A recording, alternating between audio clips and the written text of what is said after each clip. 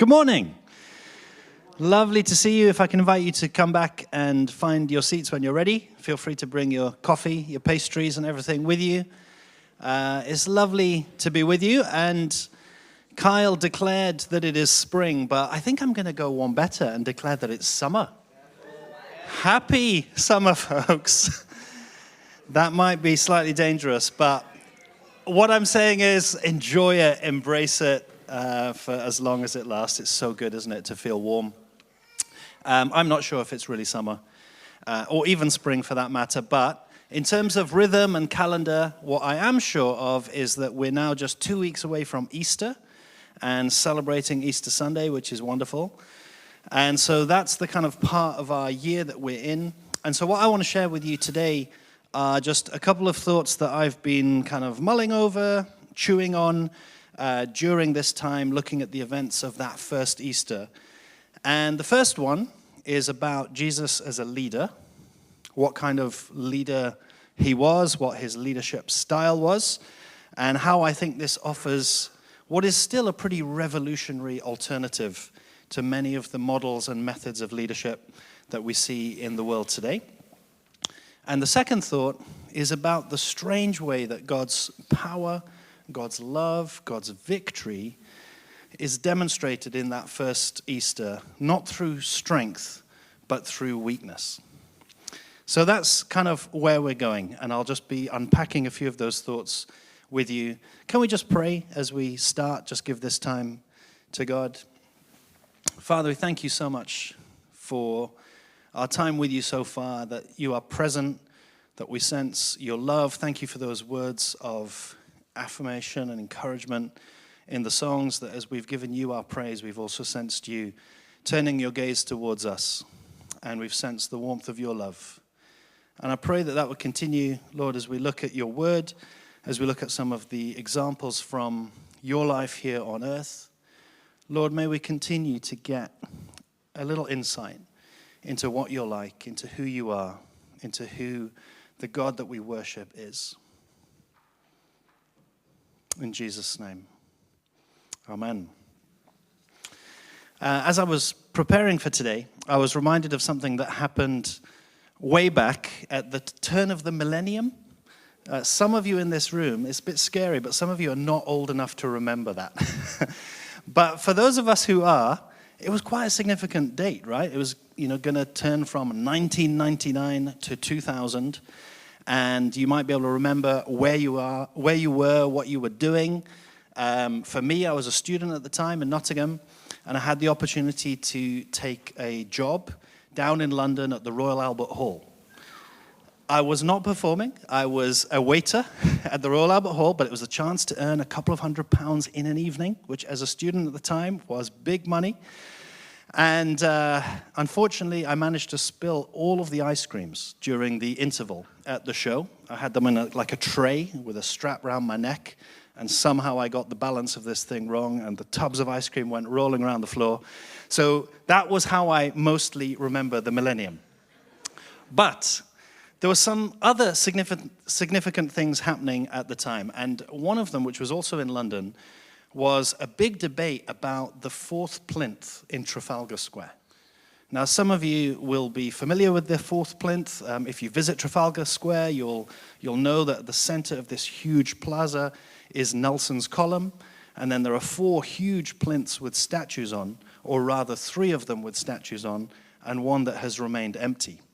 And that's because in 1843, when Trafalgar Square was open to the public, there were supposed to be statues of King George IV, King William IV, and 2 heroes from the British Raj, Sir Henry Havelock and Sir Charles James Napier. However, due to insignificant funds, the 4th statue was never installed. So in 1999, one of the things that people thought would be appropriate about the, celebrating the millennium would be to install a new statue. And the debate was, well, who should it be of? Should it be of Churchill or of Queen Victoria, perhaps, or of Shakespeare? In the end, I think common sense prevailed, and a statue of Jesus was chosen. A nod to the fact that the millennium, the calendar that we follow, was somehow linked to the birth of somebody way back when. But when the statue was unveiled, that debate was only enraged, because the statue that was unveiled to the public was by an artist called Mark Wallinger, and it was named Ecce Homo. I'm hoping that you can see it there on the screen. Ecce Homo means behold the man. That's a phrase that Pilate used when Jesus was brought out into the public before his death. And people who saw it were mostly taken aback, because what they saw was a life-size statue of Jesus, but it was a mere fraction of the size of the plinth that it stood on. He was naked apart from a loincloth. His hands were tied behind his back, and he had a gold-plated barbed wire crown of thorns on his bald head. Jesus just looked tiny and insignificant, and it was such a contrast to the grandeur of the square, to Nelson's column way up there in the sky, even to imagery of Jesus that was so popular. You know, where were his beard? Where was his long hair? His halo, his robes? Why did he look so tiny and vulnerable? One person commented, "You couldn't put your faith in someone like that. He's as weak as a kitten." And one of the UK's leading Christian magazines expressed its concern too and said, "It's a statue of weakness. Will it send out the wrong signals?" See, we live in a world where might is right, where strength is shown through force and through taking control, and where more and more countries seem to be electing leaders who portray themselves as strong, right? You know, the strong man. And their opponents are portrayed as weak or dangerous. It's important for leaders to protect our interests. Not only that, but the threat of violence is used to keep ourselves at the top. We live in an era where nuclear war is avoided by having nuclear weapons. And it's actually pretty scary. And many who claim to follow Jesus buy into this mentality. You know, we've seen that in the United States particularly. Don't want to go into that too much, but where evangelical Christians are one of the main supporters or the support bases for the America First movement. Might is right. We look after number one. But the challenge for us, particularly as we approach Easter, is that we're confronted with a series of events in Jesus' life that demonstrate that in God's kingdom and in God's equation, the exact opposite is actually true. That God's power is somehow, incredibly, mysteriously demonstrated through voluntary weakness. That true leadership is shown through service and through sacrificial love. So I want us to look together at a moment in this Easter story, just building up to Easter story, where Jesus kind of flips on its head the expected model of leadership that the Messiah was supposed to bring, and indeed what I think the world today may be buying into. So it happens on the night, on the eve of his crucifixion, on what we now call Maundy Thursday, when Jesus invited his disciples for a meal. And their expectation was that they were coming together to celebrate the Passover. This is something that they did every year, to remember how God had rescued them as a people from their enemies in the past. And we're going to pick up the story in John chapter 13. So if you want to pull it up on your phones or follow along on the screen, you're welcome to do that. It was just before the Passover festival, and Jesus knew that the hour had come for him to leave this world and go to the Father. Having loved his own who were in the world, he loved them to the end. So the timing of this story is really interesting, and I think it makes Jesus' actions all the more significant. This is the night where he will be betrayed and arrested. Tomorrow he is going to die on a cross. So what teaching or example does he want to leave his followers with? What will he do to sum up his message? We continue verse 2. The evening meal was in progress, and the devil had already prompted Judas, the son of Simon Iscariot, to betray Jesus. Jesus knew that the Father had put all things under his power, and that he had come from God and was returning to God. So he got up from the meal, took off his outer clothing, and wrapped a towel around his waist. After that, he poured water into a basin and began to wash his disciples' feet, drying them with the towel that was wrapped around him. You see, normally at the time and in the Middle East, even today, before people settle down to a meal, it's customary that someone will wash their feet. They've had a long walk, probably a dusty journey. But it's only those at the very bottom of the social ladder who were Gentile or non-Jewish slaves who were expected to perform that task. So if you had a Jewish slave, you actually couldn't require them to do this. It was seen as too demeaning, something for the lowest of the low. But because this was a hired room, there were no slaves to wash everyone's feet.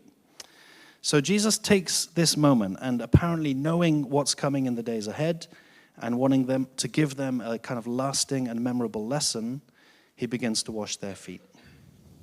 He came to Simon Peter, who said to him, "Lord, are you going to wash my feet?" Jesus replied, "You do not realize now what I'm doing, but later you will understand." "No," said Peter, "you will never wash my feet." Jesus answered, "Unless I wash you, you have no part with me." "Then, Lord," Simon Peter replied, "not just my feet, but my hands and my head as well." Jesus answered, "Those who have had a bath need only to wash their feet. Their whole body is clean, and you are clean, though not every one of you." For he knew who was going to betray him, and that was why he said that not everyone was clean. All kinds of strange things going on here in this dialogue, and lots of things that we could spend time on, but he knew who was going to betray him. Isn't it incredible that even though Jesus, realizes what Judas is planning to do, he invites him to be part of this meal and even chooses to wash his feet. I was just thinking about how countercultural that is in today's world, where when we disagree with someone or when we're mistreated by someone, we tend to jump to cutting them off, canceling them, demonizing them. But not Jesus. Perhaps he was keeping the door open for Judas to change his mind even at that last minute. Verse 12, when he had finished washing their feet, he put on his clothes and returned to his place. "Do you understand what I've done for you?" he asked them. "You call me teacher and Lord, and rightly so, for that is what I am. Now that I, your Lord and teacher, have washed your feet, you also should wash one another's feet. I've set you an example that you should do as I have done for you. Very truly, I tell you, no servant is greater than his master, nor is a messenger greater than the one who sent him. Now that you know these things, you will be blessed if you do them." So there we have it. Jesus gives them this incredible example of servant leadership. He teaches them that in God's kingdom, status does not come from having people running around and serving you, but it comes from serving others. He was showing his closest friends that if they wanted to follow him, they would have to live differently. I don't know about you, but I find that so refreshing when I think about the world today and what people are saying and what people are striving for. To have a leader, to have a king who chooses to serve and gives us this model is absolutely incredible. But it doesn't come naturally, does it? Our ego pushes against that when we try to emulate him. And the same thing happened actually in this story with Jesus' followers. Luke's gospel tells us that the very same evening there was an argument about who was the greatest. If we look at Luke chapter 22, 24 to 27, just jump across to that. It says, "A dispute also arose among them as to which of them was considered to be the greatest.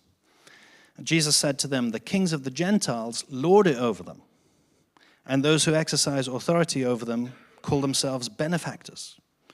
But you're not to be like that. Instead, the greatest among you should be like the youngest, or the person with the least status, and the one who rules like the one who serves. For who is greater, the one who's at the table or the one who serves? Is it not the one who's at the table? But I am among you as one who serves.'" I help lead a small team in a charity here at in a charity called Bridges for Communities. And they're a wonderful group. Mostly leading them and working with them is a complete joy, but they're also human. And from time to time, they do things which make life challenging as a leader. They don't always remember things. They don't always clear up after themselves. There's a couple or one or two here in the room, so I need to be careful what I say. But I just wanted to share, like, this is a silly example of where the leadership, the servant leadership of Jesus gives us, I think, all in different ways, probably that inner challenge. So, at the end of the day, I'm quite often last one leaving the office, kind of locking up, and there's cups that are left out unwashed. There's even chairs that are not pushed back under the desk. Can you believe it? How would you work with a team like this?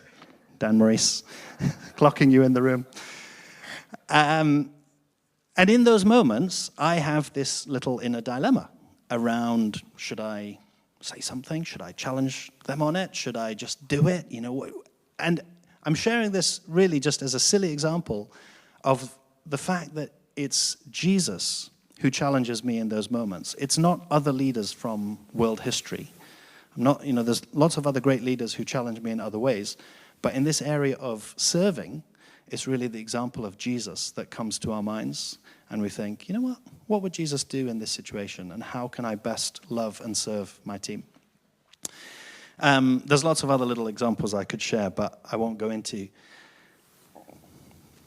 So, it's an example of Jesus' upside-down kingdom, where the one who rules looks like the one who serves. And I think it was as radical back then as it is today. Some of the greatest leaders in history have, I think, understood this and have even been able to emulate it and follow it.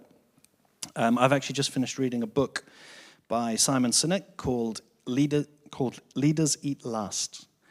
And the title is taken from an idea that even made its way into the military in the US, that people in charge of the troops actually choose as a pattern, as an example, to be the ones who eat last. So this leadership style of Jesus, although radical, is something that people have been able to emulate, and I think should be challenging us too, that if he, as a king, as a person who is literally in the process of saving humanity, could do it, then perhaps so can we. And that leads me on to the second thought, which is about this mystery, this paradox, that God's love was being shown in the Easter story through weakness. And it's not just in the Easter story, it's in the whole of Jesus' life, that though he seemed to be someone great, he seemed to be happy to be in a lower position, to be a person without status. Going right back to his birth and those humble beginnings, being born to a family in a life of poverty, then over the course of his life, being, it seems, largely obscure for many years of that, and then in the last few years of his life, which are the ones we know most about, the way he treated people, the way he responded to them, the way he served them. And then just in the previous chapter, when he entered the city in a quite bizarre way. And this is something that we may remember next Sunday, which is Palm Sunday. We're remembering this entry where Jesus came sitting on a donkey. And at one point in the story, he's weeping over the city of Jerusalem. So if you put yourself in that situation, imagine showing up and saying, what's this about? What's this rumpus? And seeing a leader sitting on a donkey in tears. It was not the kind of entrance that would have impressed Rome or would have impressed most of the world today, looking for strength, looking for control. And yet, in the midst of that, somehow, mysteriously, there was a joy. There was a freedom about how people were celebrating Jesus. And there was almost a sense of victory. Going forwards to Good Friday, where on the cross, Jesus is put in a position of ultimate weakness. He's stripped, he's humiliated, and ultimately he's killed. But again, amazingly, mysteriously, Jesus wasn't failing as a Messiah. He was actually succeeding. The kingdom wasn't coming through military force. It was coming in God's way through self-giving love, through other-serving love, through sacrifice. And Jesus was taking on that idea that power is shown through strength and that violence is the ultimate solution. By turning the other cheek and refusing to return evil with evil, He was willingly absorbing its impact into his own body, and by doing so, he was having victory over it. If we fast forward to the last book of the Bible, Revelation, John is having this vision of heaven, and it builds and builds, and there's people coming around the throne of God, and it's reaching this climax, waiting for someone who can bring things to completion. And in Revelation 5, it's written like this: "Then one of the elders said to me, 'Do not weep. See, the Lion of the tribe of Judah, the Root of David, has triumphed. He is able to open the scroll and its 7 seals.' Then I saw a lamb, looking as if it had been slain, standing at the center of the throne, encircled by the 4 living creatures and the elders. The ancient Lion of Judah in this passage, which is a symbol of God's strength and the way that he had intervened for his people time and time again, is revealed, is unveiled to their surprise as the Lamb, a symbol of weakness and fragility. Not only that, it's a lamb looking as if it had been slain. It's a lamb who has been killed, annihilated, the weakest of all, who turns out to be the savior of all, who's at the center of God's throne, and who then becomes the symbol of power. This is the paradox that lies at the heart of our faith, that God's power is demonstrated not in strength or might or wealth or grandeur, as we might think of it, but in voluntary weakness, in sacrifice, and in love. Again, this may raise lots of questions, and one of them, I think a very understandable one, would be why? Why has God chosen to show his power and his love through weakness? And I don't have time to go into a lot of depth on this. I would mainly love to suggest or to request that you ponder it in the weeks building up to Easter. But just to give a clue or a hint from the things that I've been reading and looking at, I think it maybe has something to do with the relationship between power and love. You know, there's an American sociologist called William Waller who came up with what he calls the law of least love. And it basically has 2 parts. The first part is to say that in any relationship, one person loves more than the other. And you can think about or challenge that if you like. But the second part says that the person with most power loves least. And conversely, the person who loves the most is the one who has the least power. If God's defining characteristic is love, and if love is best demonstrated through sacrifice, then the ultimate way for God to demonstrate his love was by choosing to come in weakness.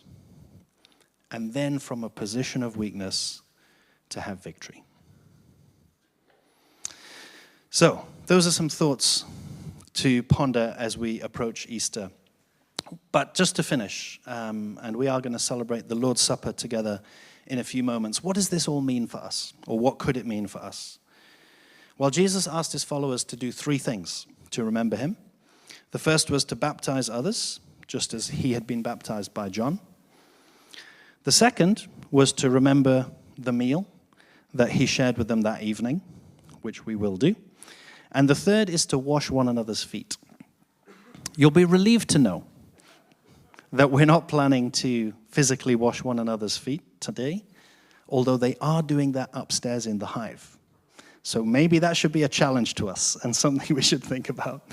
It's not something we tend to practice literally, but it is something that we can all be thinking about in the roles that we have, in the places where we work, in the homes where we live.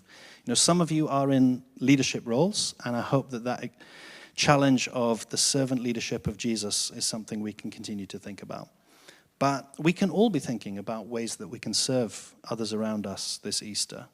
It could just be in really small ways, as small as offering to make a cup of tea for somebody that you live with. It can start with an act as small as that. Every small act is a small reflection of what Jesus has shown us and taught us. And the good news that I also wanted to say about this kind of leadership, servant leadership, is that it actually sets us free. You know, many of us, I include myself in this, spend our days and our energy trying to give people a good impression, trying not to upset people, trying to build a reputation, trying to cover up our weaknesses. And it's exhausting. But the way of Jesus frees us from the need to do all that. It gives us the opportunity to become less important, not more. And I think as we do that, some of you will have experienced this already, as we choose to serve, as we maybe do things that people may never see, may never thank us for, we actually get to experience little glimpses of freedom, of release, of purpose, of meaning, of joy. In our best moments, those times that we willingly sacrifice for the good of others, we're participating in a small way in the way of Jesus. And we're reflecting in a small way the image of God. The other good news is that I think the more we do this, the more we come to understand God's nature and our own nature too, the more natural and the easier that kind of self-sacrifice becomes. So that's the first thing, is just trying to learn from and emulate the servant leadership of Jesus.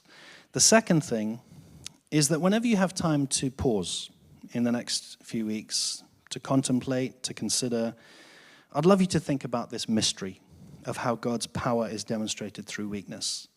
This way that Jesus has shown us of servant leadership and the way he acted in love for us. In 2 weeks' time, we'll be celebrating the resurrection. And rightly so. You know, without the resurrection, the cross is a failure. It's a bitter blow. And the message would be that violence wins, that might is right, that the weak will always be oppressed and abused by the powerful. That's not where the story ends. And Sunday is coming, and we will celebrate the resurrection. But I think it's noticeable that Jesus told his followers to remember his death. You know, he could have waited until after the resurrection. There was that moment where he was sitting on the beach cooking them fish. And he could have said to them, whenever you eat fish, remember that I've risen from the dead. Here I am. Which would have been great. But he didn't. He felt that it was important for his followers to remember his death. And my guess is that it's because his death stands forever as a reminder to us that while God is powerful and God is victorious, that victory has come through voluntary weakness. Such a strange and powerful truth that's been captivating his followers ever since. The strangeness of it is captured in a poem I came across by someone called Stuart Henderson, and it actually became a song sung by Martin Joseph, and I think it captures the shock and the strangeness of the cross quite well. If we can bring that up. He says, strange way to reassure your mother. Strange way to finish your world tour. Strange way to pose for all those paintings. Strange way to gather the poor. Strange dissident of meekness and nurse of tangled souls. It's so unlike the holy to end up full of holes. And it's quite shocking, I think, quite surprising. But for those of us who are so familiar with the Christian story and so familiar with the cross, I think it's good to pause sometimes and re-engage with that. You know, I remember the first time that I was really blown away by the message of the cross. I was 13 years old. My family lived in India, but we were back in the UK, in Birmingham, on a visit. And I heard a preacher talk about it and how the cross was a picture of God's love for me. And I didn't understand it. I still don't understand it.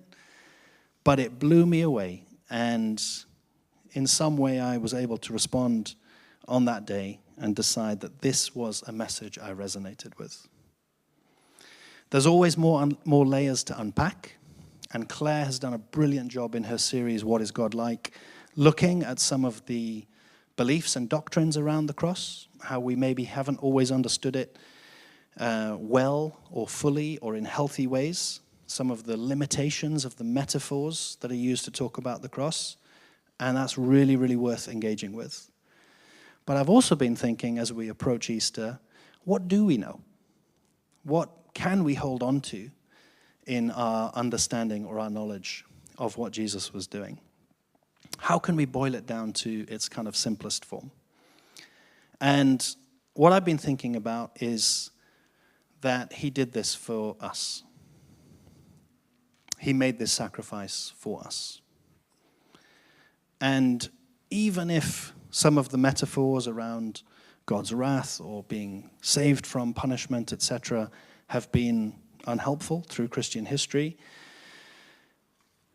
thinking of it in the sense of a person jumping onto a train track and pushing you out of danger, or a firefighter going into a blaze and rescuing you but losing their life in the process, or a policeman intervening in a hostage situation but taking a bullet.